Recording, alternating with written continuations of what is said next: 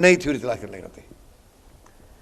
مولانا حافظ رحمۃ اللہ نے بات یہی سمجھائی ہے کہ یہ جو اللہ تعالیٰ کا انکار شروع ہو گیا نا، کہ نہ اللہ نہ کوئی روح ہے نہ کوئی چیز باقی رہتی ہے،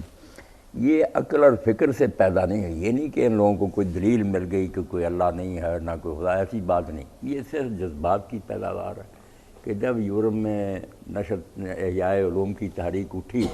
مسلمانوں کی یونیورسٹیوں میں لوگ گئے، ان کے ذہن کھولے، سوچنے سمجھنے لگے،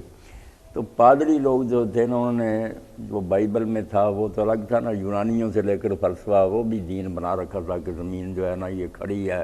آسمان گھومتا ہے، ایسی باتیں یہ بھی دین بنایا ہوا تھا۔ جب ان بیچاروں نے تحقیقیں شروع کی، نئی نئی باتیں دریافت کی، کوئی اللہ سے بیر نہیں تھا انہیں، تو پادریوں نے یہ سمجھ کر کے ہماری یہ جھوٹی باتیں جو ہم عوام کو سناتے تھے کہ گائے نے اٹھا رکھا آدمی، وہ تو غلط ہو رہی ہے، زلزلہ تو آتا ہے لاوے کی وجہ سے، تو ظالموں نے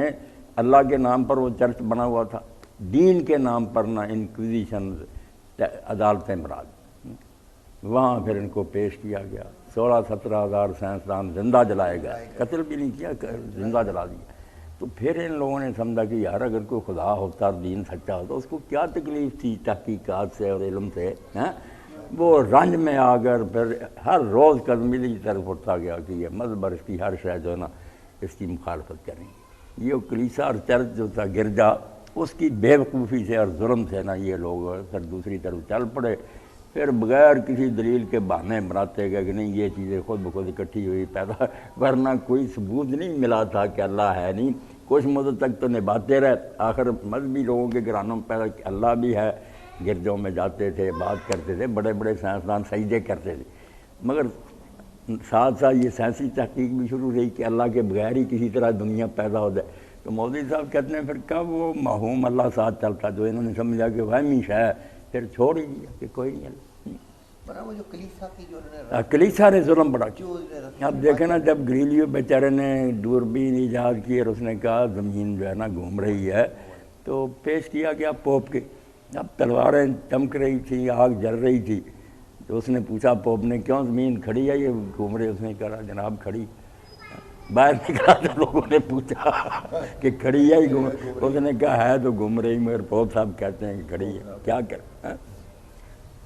تو یہ بیوقوف ملا اور پادری جو ہے نا، انہوں نے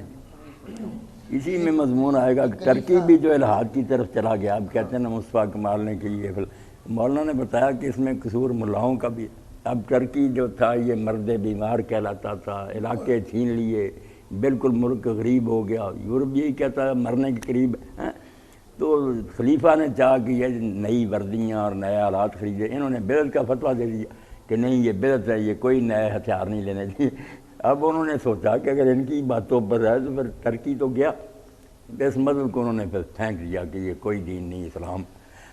تصور ہے نہیں کہ لوگوں کا مذہب کے نام پر نا یہ جھوٹا ایک دین بنا لیتے ہیں، اس کو جب دیکھتے ہیں خطرہ پیدا ہو گیا آگ میں جلاتے، دکھ دیتے ہیں لوگ۔